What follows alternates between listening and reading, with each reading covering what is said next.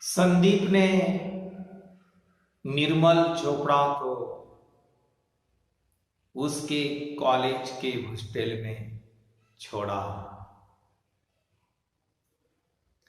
और संदीप विजेता अंदाज में उसने गाड़ी का दरवाजा बंद कर दिया और बहुत लंबे मार्ग से गाड़ी धीरे धीरे चलाकर संदीप अपने घर पहुंचा। कविता संदीप का इंतजार करते करते परेशान हो गई थी।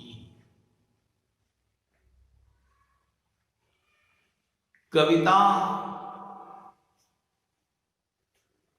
संदीप की राह देखते देखते कब सो गई उसे भी पता नहीं चला। संदीप ने अपने घर की दरवाजे की बेल बजाई। कविता ने हड़बड़ाकर उठकर सामने वाली घड़ी पर देखा, 12:15 बज चुके थे। बेचारी संदीप का इंतजार करते करते परेशान होकर सो गई थी, नींद में थी। दीवार पर टंगी हुई घड़ी पर नजर डाली, 12:15 बज चुके थे। दरवाजे पर घंटी बजी, बेल बज रही थी। कविता ने दरवाजा खोला। कविता ने जैसे ही दरवाजा खोला, उसके पूर्व संदीप ने अपने माथे के बाल अस्त व्यस्त कर दिए। शर्ट का ऊपरी बटन खोल लिया था और यह सब कविता ने दरवाजा खोलते हुए देखा और मन ही मन से कविता अपने पति संदीप को गालियां देती हुई पैर जमीन पर पटक कर बिस्तर पर जाकर लेट गई। संदीप ने कविता के नजदीक आकर जल्दी से एक गिलास पानी पिया, कपड़े बदले और फिर रोती हुई सूरत बनाकर कविता के पास पुनः चला गया और कविता से कहने लगा, कवि डार्लिंग, मेरे साथ एक हादसा हो गया। किसी तरह मैं यहां तक पहुंच आया हूं। कविता ने पूछा, क्या हुआ? तो संदीप ने कविता के मुंह पर हाथ रखकर कहा कि बस आगे कुछ मत पूछो कि क्या हुआ, सिर्फ मुझे अपनी सहेलियों को छोड़ने को मत कहना इसके आगे। संदीप कविता के पास करवट बदलकर सो गया। कविता देर रात तक सोचती रही, क्या उसकी सहेली निर्मल उसके साथ इतना बड़ा विश्वासघात कर सकती है? क्या संदीप अनजाने में सचमुच मुसीबत में फंस गया होगा? मित्रों, संदीप अपनी पत्नी के साथ झूठ बोल रहा था। वह नाटक कर रहा था। यानी संदीप का व्यक्तित्व कितना ढोंगी है, कितना नाटकीय है। यानी निर्मल चोपड़ा के साथ उसने गाड़ी में क्या हरकतें की, कौन सी बुरी हरकतें की, वह छुपाने के लिए संदीप अपनी पत्नी कविता के सामने नाटक कर रहा है। संदीप कविता के पास कब सो गया। रात भर कविता इसी विचार में लगी रही कि उसने एक बार यही सोचा कि कल सुबह कॉलेज में निर्मल वर्मा से मैं जरूर पूछूंगी, परंतु फिर उसने इरादा छोड़ दिया। जो लड़की इतनी गिर सकती है वह नाटक भी कर सकती है, झूठ भी बोल सकती है। अगले दिन यानी दूसरे दिन कॉलेज में निर्मल वर्मा ने कविता को देखा और कविता को देखकर निर्मल वर्मा सोच रही थी कि यह लड़की संदीप जैसे विकृत इंसान के साथ दिन कैसे काटती है। संदीप ने उसे एक भाई की उंगलियों से नहीं छुआ था। उस समय गाड़ी में निर्मल ने जल्दी ही संदीप को पहचाना, उसकी हरकतों को पहचाना, नहीं तो संदीप की सारी विकृतियां स्पष्ट हो जाती थी, सामने आ जाती थी। यानी निर्मल ने चाहा कि वह यह सब कविता से कह दे, आखिर वह उसकी सहेली थी। निर्मल वर्मा सोच रही थी कि कविता उसकी सहेली है। रात को संदीप ने गाड़ी में उसके साथ जो हरकतें की है वह सहेली के सामने, कविता के सामने व्यक्त करे, उसके सामने कहे कि तुम्हारा पति किस तरह का है। परंतु जब उसने कविता से कहा हेलो, तो कविता ने जवाब में हेलो नहीं कहा। आज पहले जैसी कविता मुस्कुराई भी नहीं। कविता को निर्मल वर्मा पर क्रोध आ रहा था, गुस्सा आ रहा था।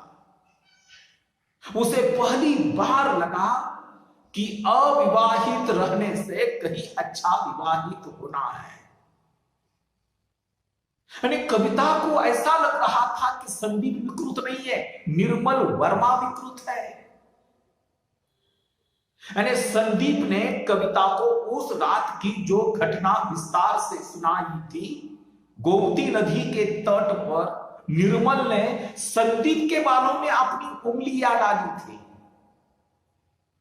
निर्मल ने उसे तरह तरह से उत्तेजित किया था।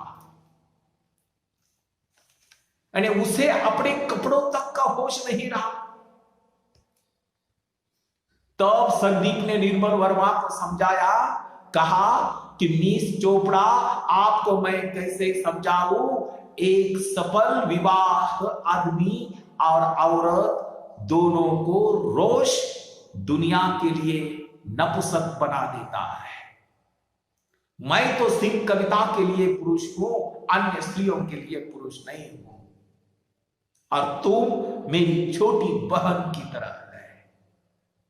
मित्रों, संदीप ने निर्मल वर्मा के बारे में जो भी कुछ झूठ कहा था, पत्नी कविता निर्मल वर्मा पर विश्वास नहीं कर रही थी, अपने पति संदीप पर विश्वास कर रही थी।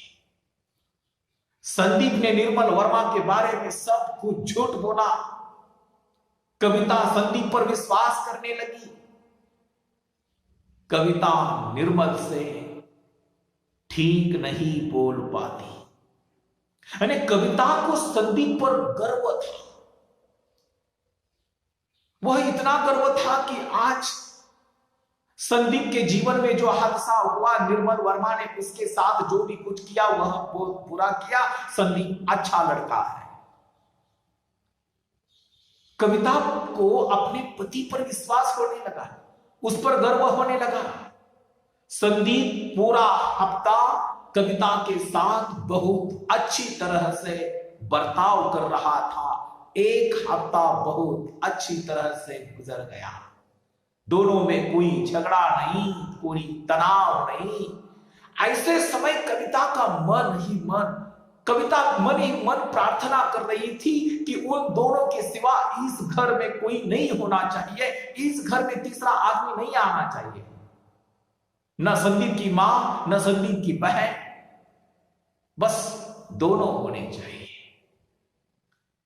एक दिन कविता को ऐसा लग रहा था कि उन दोनों के बीच एक प्यारा बच्चा घर में आना चाहिए। जीवन का यह अमृत कुंड किनारे तक भर जाएगा। मित्रों, विवाहित हर एक स्त्री के मन में एक मातृत्व, एक मां का होना एक ऐसी घटना होती है जो स्त्री के जीवन को परिपूर्ण बना देती है।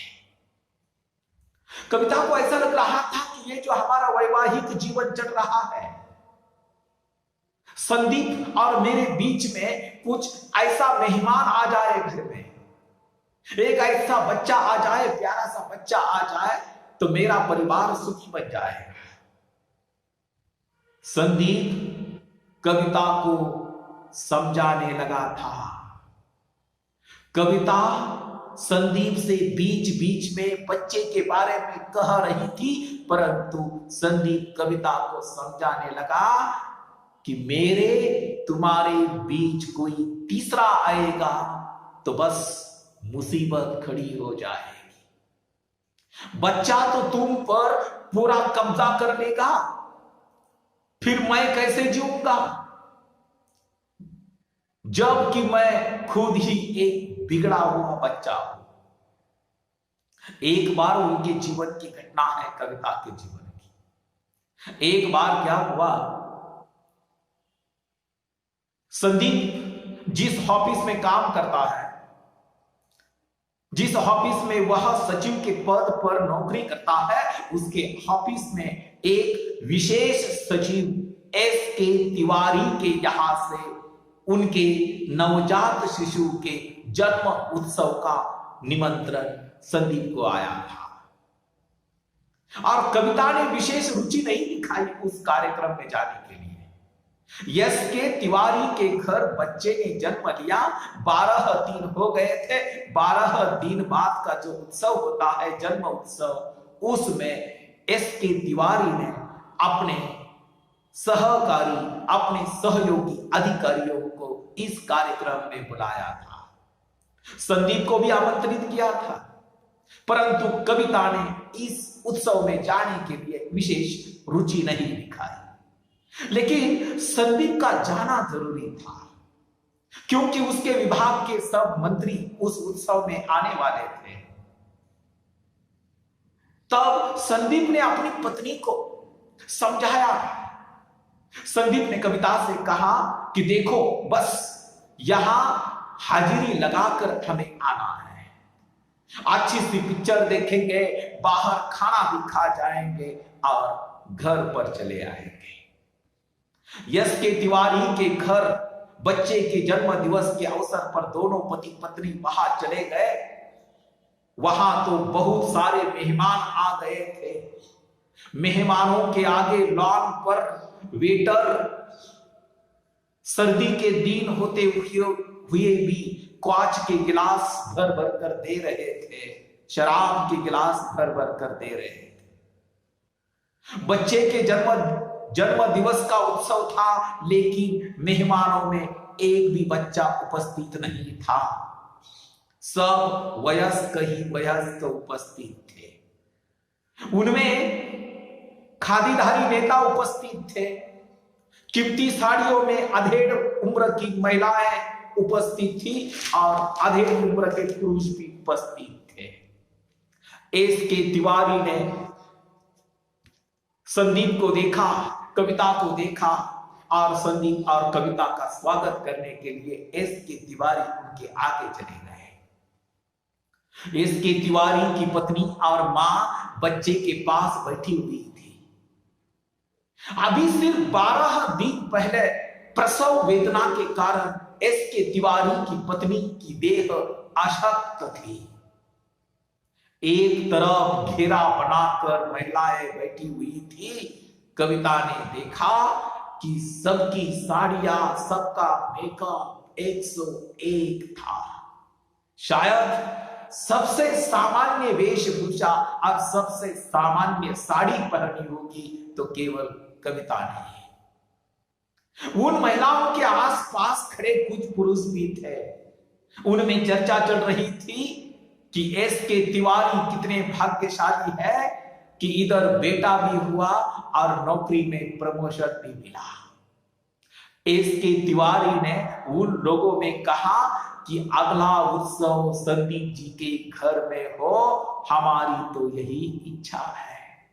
संदीप ने तुरंत उतने लोगों के सामने कहा कि अरे हमारे देश की आबादी यानी लोक संख्या 80 करोड़ की है और इस देश में जनसंख्या बढ़ाने पर क्या जरूरत है कि और भी एक बच्चा पैदा करें। मेरा तो कहने का मतलब यही है कि इतना की विशाल जनसंख्या वाले देश में एक नए शिशु के आगमन पर हम और आप भी बधाइयां बांटते हैं, दावतें देते हैं।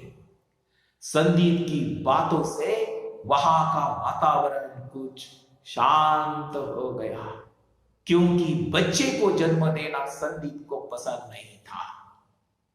कविता और संदीप वहां से निकले। मेहमानों ने चैन की सांस ली होगी। उस रात कविता को देर तक नींद नहीं आई। उसके पास सोया हुआ उसका सुंदर समर्थ पति सोया था, पर वह उससे नहीं कह सकती थी कि सुनो, मैं भी मां बनना चाहती हूं। क्या कभी हमारा एक किलकारी भर घर नहीं होगा? क्या कभी हमारा एक किलकारी भर घर नहीं होगा? यह बात भी कविता अपने पति से नहीं कह सकती थी, एक अधिकार से। इसका मतलब यह है मित्रों कि संदीप एक पुरुष का अधिकार घर पर होता है, एक स्त्री का नहीं। स्त्री की इच्छा को कोई कीमत नहीं होती घर में। कविता की इच्छा है कि वह और औरतों की तरह मां बने, अपने घर में भी बच्चा पैदा हो जाए, उसकी किलकारी, उसकी आवाज घर में गूंजे। वह चाहती है, उसका मातृत्व हृदय, वह मां बनना चाहती है, वह गृहिणी बनना चाहती है। परंतु उसकी जो इच्छा है, वह अपने पति संदीप के सामने व्यक्त नहीं कर सकती थी, क्योंकि संदीप किस किस्म का पुरुष है, वह किस विचारशील प्राणी है, वह किस तरह का विकृत पुरुष है। कविता यह सब कुछ जानती थी और संदीप को अंदर और बाहर से पहचानती थी। इसलिए वह कुछ भी कह नहीं सकी, केवल शांत सोती रही।